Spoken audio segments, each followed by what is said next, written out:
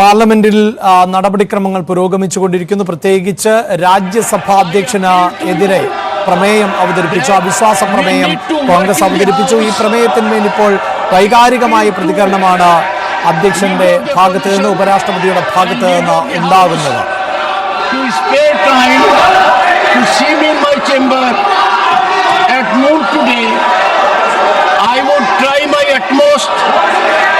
To bring an end to this lockdown.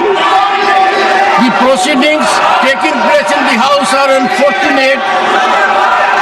We are not earning any good name from anyone.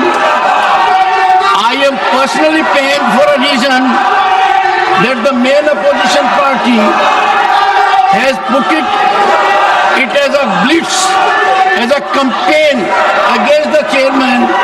They are entitled to bring a motion against me.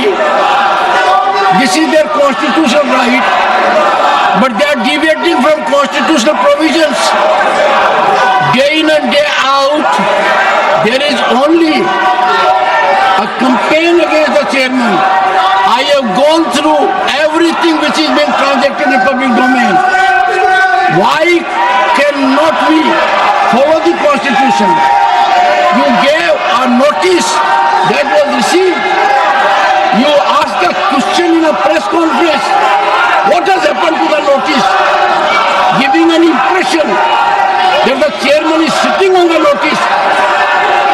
Constitution is very clear. Constitution is very clear. It will come up as indicated by the Constitution. It's a campaign not against me. It's a campaign against category to which I belong. I will stand by my oath. I appeal to you, Leader of the Opposition, Honorable Khadge ji. I appeal to you in the name of Constitution for a change. Come with an open mind. Have dialogue with me in my chamber. Leader of the House is also requested. If you come to my chamber, we will work in togetherness. We will try to break the lockdown. We will try to live up to the highest standards which this August House is expected to show to the entire country. I appeal to you, Khadge ji. Please spare time. Accept my prayer. See me in my chamber today.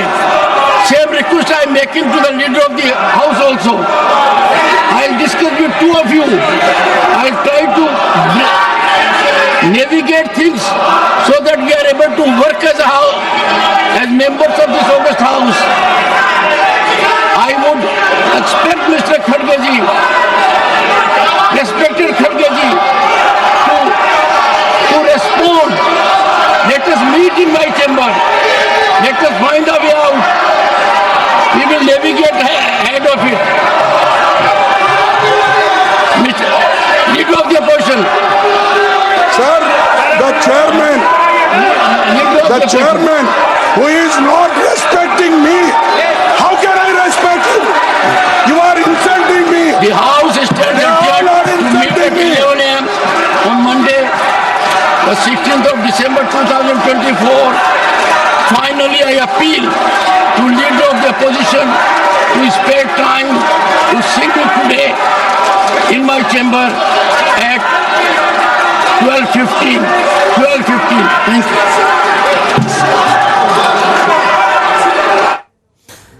രാജ്യസഭയിൽ അധ്യക്ഷൻ ജഗ്ദീപ് ധൻഖറും രാജ്യസഭയിലെ പ്രതിപക്ഷ നേതാവ് മല്ലികാർജുൻ ഖാർഗെയും നേർക്കുനേർ പോരാട്ടം എന്ന് തന്നെ പറയാം. രാജ്യസഭ അത്രമേൽ പ്രക്ഷുബ്ധമായ സാഹചര്യമുണ്ടാകുന്നു. താൻ ഒരു കർഷകന്റെ മകൻ ആണ് എന്നും തന്നെ അപമാനിക്കുന്ന നിലപാടാണ് പ്രതിപക്ഷം സ്വീകരിക്കുന്നത് എന്നുമാണ് ധൻഖർ പറഞ്ഞത്. പ്രത്യേകിച്ച് ഭരണഘടനയെക്കുറിച്ച് ചർച്ച നടത്തണമെന്ന് ആവശ്യപ്പെടുന്ന പ്രതിപക്ഷം ഭരണഘടനാ മൂല്യങ്ങളെ തകർത്തെറിഞ്ഞു എന്നുകൂടിയാണ് അധ്യക്ഷൻ പറഞ്ഞത്. അതേസമയം മല്ലികാർജുൻ ഖാർഗെ കടുത്ത ഭാഷയിൽ അതിനെ വിമർശിക്കുകയും ചെയ്യുന്നു.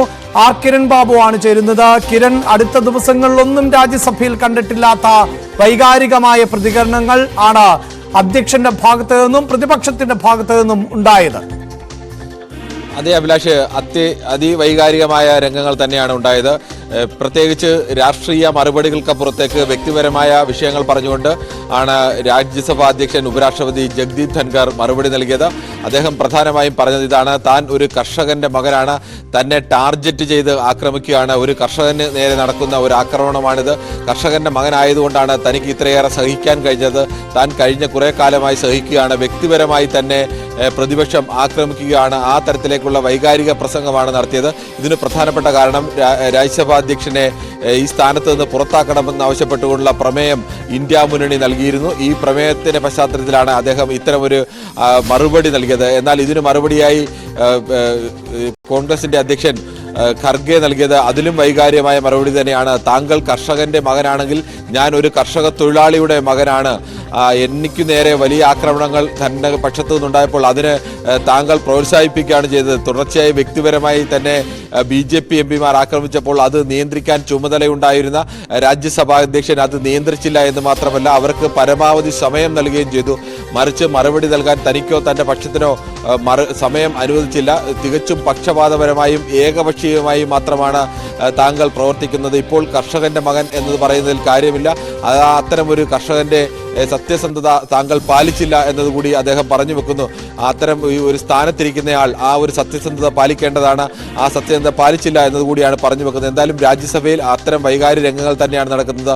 അതേസമയം തന്നെ ലോക്സഭയിൽ അല്പസമയത്തിനുള്ളിൽ പ്രിയങ്ക ഗാന്ധിയുടെ കന്നി പ്രസംഗം കൂടി നടക്കാൻ പോകുന്നുണ്ട്. ഭരണഘടനയുടെ 75ാം വാർഷികത്തോടനുബന്ധിച്ച് ഇന്നും നാളെയുമായി ലോക്സഭ 2 ദിവസം പൂർണ്ണമായും ഭരണഘടനാ ചർച്ചയാണ് നടക്കുന്നത്. ഭരണഘടനാ ചർച്ചയിൽ ലോക്സഭയിൽ BJPയിൽ നിന്ന് രാജ്നാഥ് സിംഗാണ് ഭരണഘടനാ ചർച്ചയ്ക്ക് തുടക്കം കുറിച്ചത്.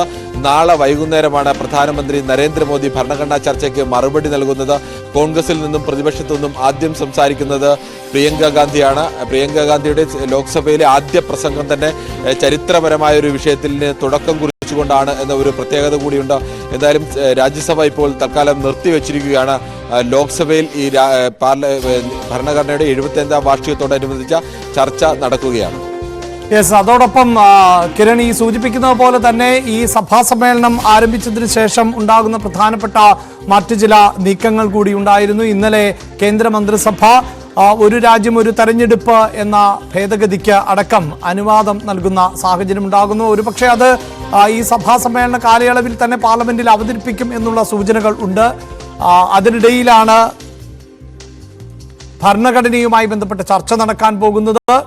ഒപ്പം വലിയ പ്രതിഷേധം രാജ്യസഭയിലും ഉണ്ടാകുന്നു. അതിന്റെ പ്രതിഫലനം ലോക്സഭയിലും ഉണ്ടാകും എന്ന് വേണമോ നമുക്ക് മനസ്സിലാക്കാൻ? സ്വാഭാവികമായും അത്തരമൊരു വിഷയം ഉണ്ടാവാൻ സാധ്യതയുണ്ട്. രാജ്യസഭാ അധ്യക്ഷനെതിരെ പ്രതിപക്ഷം നൽകിയ ഈ പ്രമേയത്തെ, അദ്ദേഹത്തെ സ്ഥാനത്ത് നിന്ന് ഒഴിവാക്കണമെന്ന് ആവശ്യപ്പെട്ടുള്ള പ്രമേയത്തെ, അത് അസാധാരണമായ ഒരു പ്രമേയമാണ്.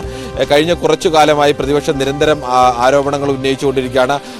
സാധാരണഗതിയിൽ സഭാധ്യക്ഷന്മാർ, പ്രത്യേകിച്ച് രാജ്യസഭയിൽ ലോക്സഭയേക്കാൾ കുറെ കൂടി പ്രതിപക്ഷത്തെ കൂടി മാനിക്കുന്ന രീതിയിലാണ് എപ്പോഴും അധ്യക്ഷന്മാർ ഇടപെടുന്നത്. പ്രതിപക്ഷത്തിന് പറയാൻ അവസരം നൽകുകയും ഭരണപക്ഷത്തിനോടൊപ്പം തന്നെ മറുപടി ഉണ്ടെങ്കിൽ അതിന് അവസരം നൽകുകയും ഒക്കെ ചെയ്യുന്ന ഒരു ബാലൻസിംഗ് രീതിയാണ് കൂടുതൽ.